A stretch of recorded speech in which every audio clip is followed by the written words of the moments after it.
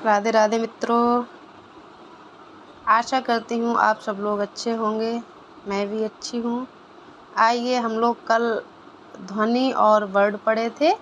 आज हम लोग वर्णमाला के अंतर्गत अध्ययन करेंगे। वर्णमाला में सर्वप्रथम ध्वन आती है, इसके बाद वर्ड आता है।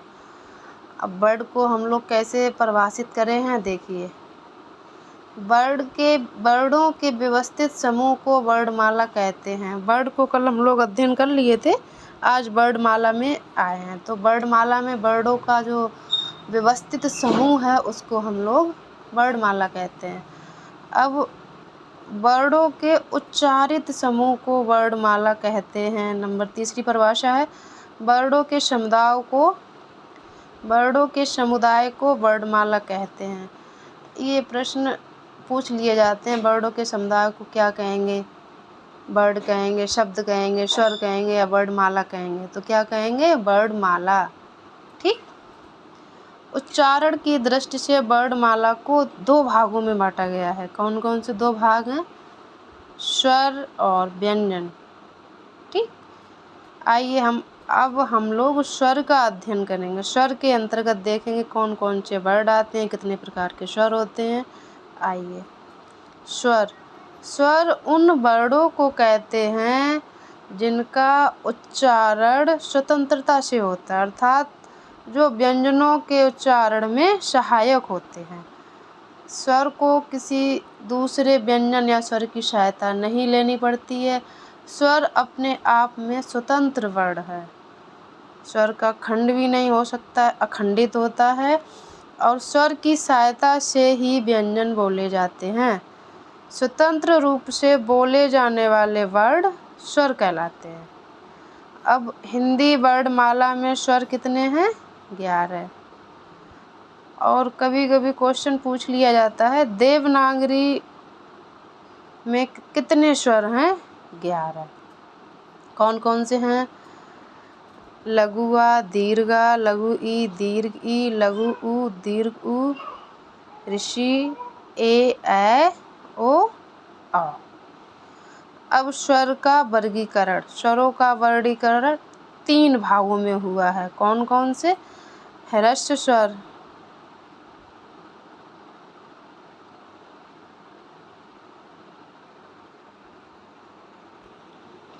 नंबर 1 कौन सा आएगा? ह्रस्व स्वर या मूल स्वर। मूल स्वर कौन कौन से हैं?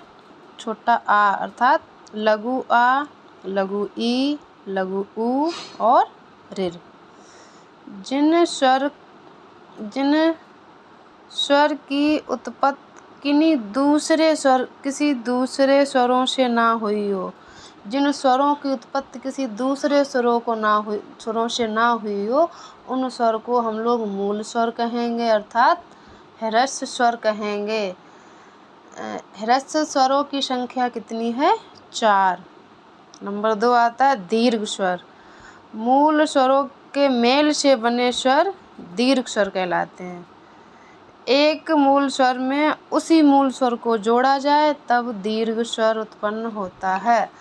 कौन कौन से स्वर हैं? दीर्घ स्वरों की संख्या है 3। जैसे लघु आ में लघु आ मिलाया क्या बना? दीर्घ आ। लघु ई में लघु ई मिलाई क्या बना? दीर्घ ई। और लघु उ में लघु उ बनाया क्या बना? दीर्घ उ।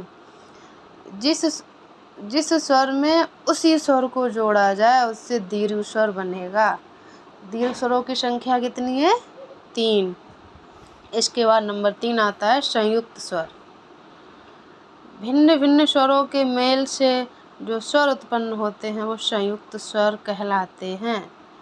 भिन्न भिन्न स्वर कौन से हैं? जैसे देखो, लघु आ, ये लघु आ से लघु ई जोड़ा, लघु आ में लघु ई जोड़ी तो क्या बना? ए। और आगे आता है लघु आ में ए को जोड़ दिया तो क्या बना? ऐ। ऐसे ऐनक, ए से एड़ी। और लघु आ में लघु उ जोड़ा तो क्या बना? ओ। ओ मीन्स ओखली।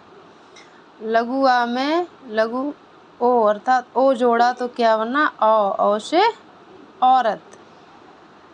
अब संयुक्त स्वर 4 हो गए, मूल स्वर 3 हो गए, दीर्घ स्वर 3 हो गए। कुल मिला के कितने हो गए? 3 3 3 4 7 4 11।